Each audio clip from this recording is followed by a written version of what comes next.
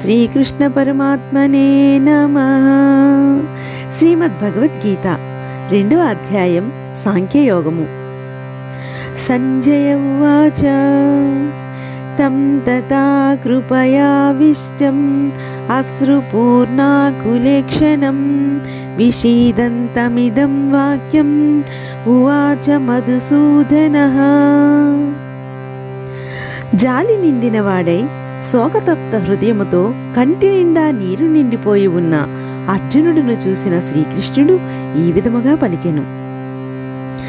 శ్రీ భగవానువాచ కుతస్త్వా కస్మలమిదం విషమే సముపస్థితం అనార్యజుష్టమస్వర్గ్యం అకీర్తికరమర్జున.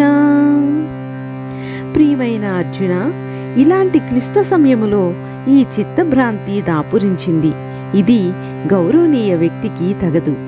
ఇది ఉత్తమ గతులకు దారి తీసేది కాకపోగా అపకీర్తి పాలు చేస్తుంది.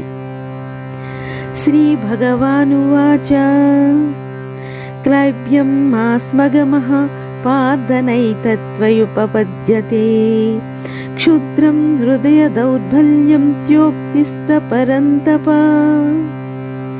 ఓ పార్థ, ఈ యొక్క పిరికితనమునకు లొంగిపోవటం నీకు తగదు.